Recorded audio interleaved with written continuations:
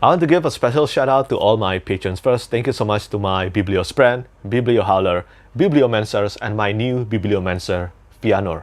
It means a lot to me that you are giving me your extra support toward my passion and hobby. Hi everyone, Petrik here. So this video again is a bit late, but I will be talking about all the books that I finished last month in January. So yeah, today's video will be January wrap-up, the first monthly wrap-up of the year. And I had a bit of a mixed reading experience in the month of January. I managed to finish 5 novels and also 27 manga volumes. So yeah, that's, I guess, quite a lot and productive, surprisingly. And I will be talking about them. Let's start from the first one. It is Heliotrope by Palmer Pickering. So this was a continuation from December 2023. I couldn't finish Heliotrope during that month, so this ended up being carried over to the month of January. And this is the first time I read anything by Palmer Pickering. This is a great standalone fantasy novel filled with tropes that I usually like to read. And yeah, I did like them here as well, such as a found family, a great animal companions. The found family aspect is very evident in Heliotrope, and also the badass and the child trope, which is again one of my favorite tropes of all time. So yeah, Heliotrope is filled with many of this, and reading this book, even though this is still quite recently published, it kind of reminded me of reading classic fantasy. The book itself is divided into 3 parts, and the first one and also the third part was my favorite of the book. In today's wrap-up video, you'll be talking about how fast and how slow I read through a book, because that is usually how I measured my connection and investment in a book. And in Heliotrope, I definitely felt that. So part 1 took me a day to read. I think it was about 180 pages long. And then part 2 took me a week. Yeah, it took me a week to read part 2, which is I think about 400 pages long. And then for the remaining, which is a part 3, it took me again about 1 or 2 days to finish. And then this book is a long one. It's almost 800 pages long, or roughly around that page count. And yeah, it did took me more than a week because I did enjoy the beginning so much. I read some reviews that said that the beginning was a bit hard for them to get into, but it was not the case for me. I absolutely loved the beginning portion, getting to know the characters, having the main character of Teleo, meeting the kids that will become a part of his newfound family was really, really heartwarming for me. And I really love reading the character development between Teleo, the animal companions, and also, well, the kids. Because they are practically the new child of Teleo, which is, I think, yeah, Teleo was a war veteran. But unfortunately, I struggled a lot reading part 2. So one of the things about Heliotrope that you should know, even though this is, at the end of the day, is still a good standalone fantasy novel, but there's one thing that you should know is that this is a very descriptive novel. The setting, the clothing, it's kind of reminiscent of reading The Wheel of Time by Robert Jordan, but less infuriating. Thankfully, despite how much I struggled reading part 2 of Heliotrope, part 3 definitely was a worthy payoff. I have posted a full spoiler-free review of Heliotrope and all the books that I'm going to mention today on my Goodreads or on my blog on Novel Notion. So if you want to know my full thoughts regarding each and every one of them, you can check those out. But to put it simply, if you like reading a good fantasy standalone novel that contain a lot of classic fantasy element, but it is told in a modern style of writing, then I think you should try reading Heliotrope. I think this one at the moment is quite underrated and very underhyped. Considering that this is actually the first fantasy novel published by Palmer Pickering, I definitely will pick up more books by Palmer Pickering. I mean, Heliotrope is not the first title from her that I knew. The first title or series that I recognized from Palmer Pickering, it was the Star Children saga that was entered into SPFBO thanks to KDG. There is only one book remaining in that sci-fi or space opera series, and once it is completed, I certainly will read that. Overall, I gave Heliotrope a 3.5 out of 5 stars rating. I think it was good, but it could have been significantly improved if I did not struggle reading part 2 of the novel, which is the middle portion. And after that, I started the first new book in the year 2024, and it was Kingdoms of Death by Christopher Ruocchio. This is the 4th book in the Sun Eater series, one of my top favorite series of all time right now. And I have posted a full spoiler-free review regarding Kingdoms of Death on my YouTube channel as well. Again, if you want to know my full thoughts regarding this, make sure to check that video out. But this is easily another 5 out of 5 stars rating. I absolutely loved it. Although I was initially a bit skeptical because I didn't really know what I was getting into with Kingdoms of Death. All I heard about it before I entered this book is that this is supposedly the darkest novel in the entire series so far. And it is absolutely true. This is a book of pain. It is not a book of joy. So many suffering, so many torturous moments for the main characters. And yet, I absolutely love this. I think Christopher Ruocchio just really gets what I love to read in science fantasy. Science fantasy, sci-fi, or space opera, whatever you want to call the Sun Eater series. But Kingdoms of Death really contain one of the darkest sequence of actions that I have ever read in any book. It was so brutal, and somehow this actually reminded me of reading The Golden Age in Berserk by Kentaro Miura. I'm not saying that lightly. If you have read Berserk, especially the Golden Age section, you will know how dark things get. And yeah, Kingdoms of Death reminded me of that. As far as I know, Kingdoms of Death did receive a bit of a mixed reception due to the division with Ashes of Men, because initially this and the next book was supposed to be one book, and Christopher Ruocchio has talked about this in my interview with him as well. But personally speaking, I think Kingdoms of Death actually ended on the right place. It was impactful, bittersweet, and it made me look forward to reading Ashes of Men this month. And although I kept on hearing that Demon in White and Howling Dark, which is the third and the second novel of the Sun Eater series, are usually put at the best installment of the series, at least up to the Ashes of Men, because not too many people have read the sixth book yet, Disquiet Gods. But personally speaking, I think Kingdoms of Death is my second favorite book in the entire series so far. It is even better than Howling Dark, which is saying a lot because I already love Howling Dark so much. But to be fair, every book in the Sun Eater series, all of them receive a 5 out of 5 stars rating from me. So it's just a matter of choosing which great book is better than the other great book. It is not often for me to find a science fantasy series as good as the Sun Eater, and I'm really glad that I finally decided to read this series at the end of last year. And by the way, for those of you who asked me about this, the paperback edition of Empire of Silence and also Howling Dark is now available to be purchased again. Hopefully it will not run out of stock really soon now. But yeah, again, if you want to know my full thoughts regarding Kingdoms of Death, then check out my full review. But I absolutely love this. Again, 5 out of 5 stars easily. And the next book that I finished after that, it was a reread. My first ever reread of The Sword of Kaigen by M.L. Wang, my favorite self-published fantasy novel of all time. I decided to take a second read of The Sword of Kaigen because it has been 5 years since I read The Sword of Kaigen for the first time, and because I now own the Raidmark limited edition hardcover of The Sword of Kaigen, I decided to read this as my 5th year anniversary from the first time I read The Sword of Kaigen, and it still holds up pretty damn good. I still think that M.L. Wang did an absolutely outstanding job at making sure that we care about the characters really quickly and then put them through insane ordeals and devastating war. Absolutely crazy battle scenes and also devastating war effects. It is merciless, it is brutal, and also the character's arc is still one of the best that I have ever read. I think Misaki and also Mamoru, especially the two of them, are really some of the best characters in epic fantasy. One thing that is surprising on this reread, because I knew what I was getting into now because I have read The Sword of Kaigen, but the emotional impact is still very strong. Surprisingly, I did not expect that. Reading The Sword of Kaigen for the second time just reminded me again why I fell in love with the book in the first place. And yeah, I continue to love this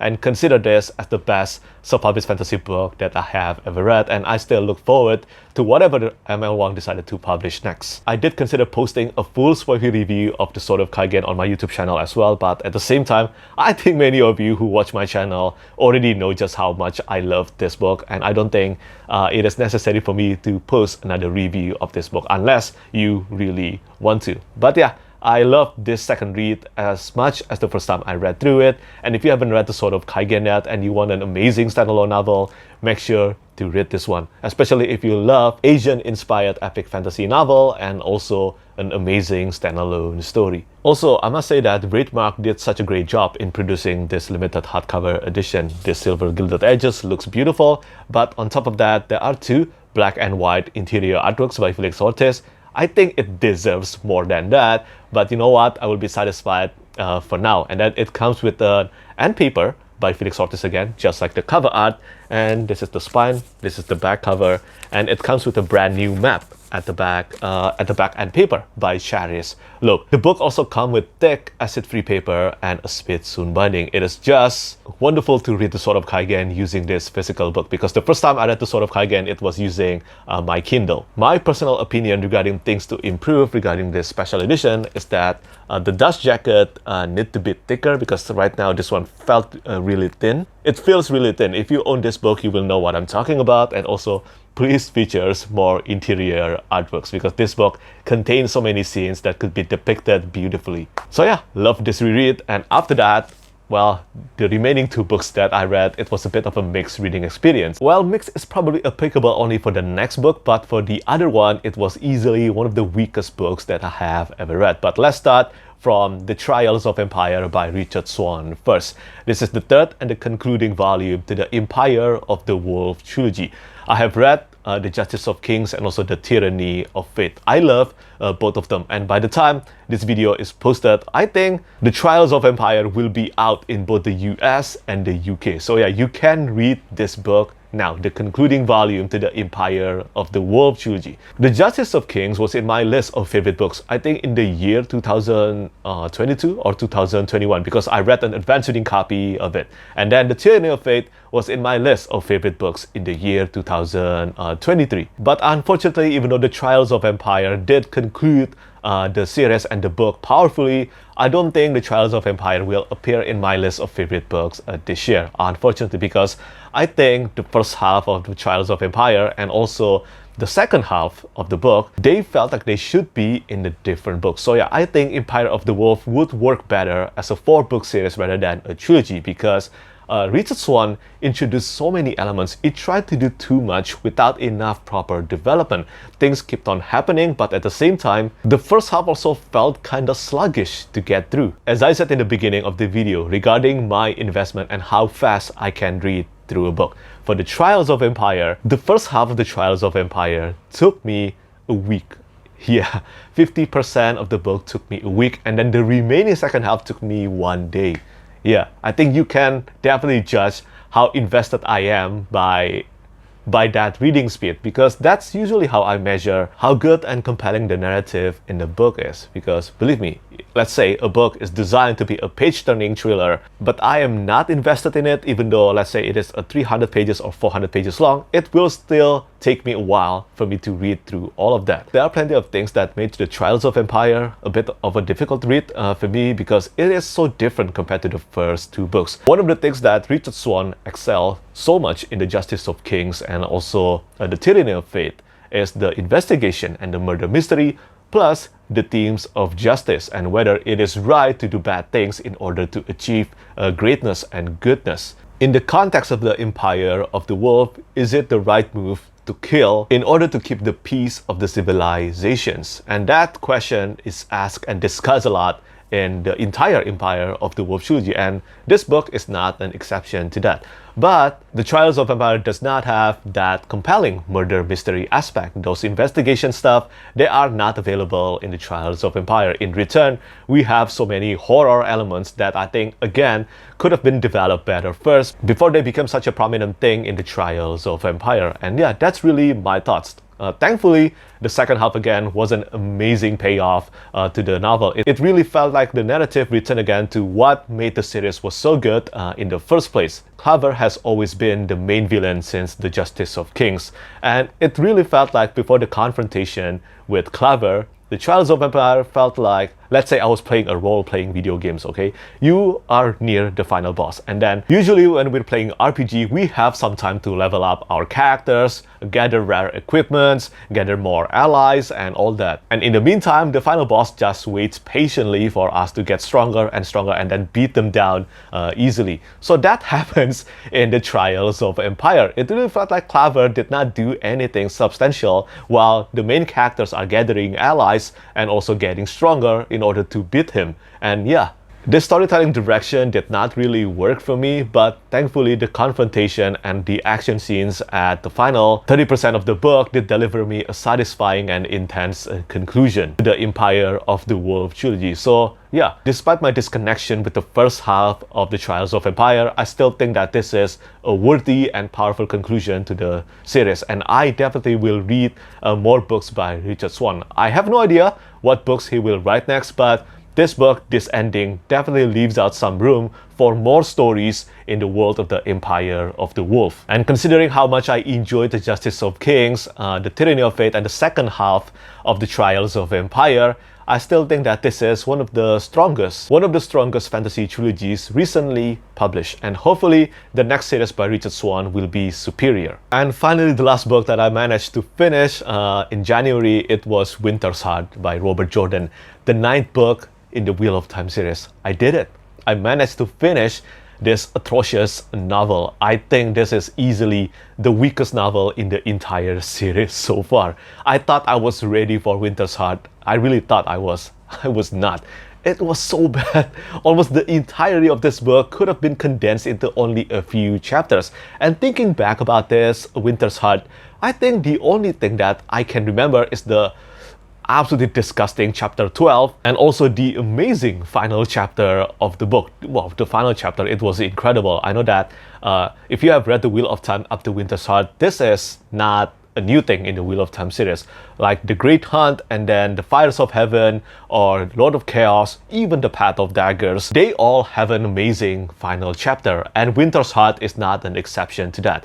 I'm giving this book a 2 out of 5 stars rating, and that's only because of how much I love the final chapter of this book. You know, the event with Chode and Carl. It was so good, so good. I really wish there were more of that rather than all this nonsense for the entire more than 200,000 words long novel. This is really one of the worst slogs of the Wheel of Time. Maybe even the worst so far, because I haven't read The Crossroads of Twilight yet, and also Chapter 12. Seriously, Randaltor is one of my favorite characters. Randaltor and also Matrim Cotton. The two of them are my favorite characters in the Wheel of Time series, and usually every scene with Randaltor or Matt, they are the saving grace of the Wheel of Time for me.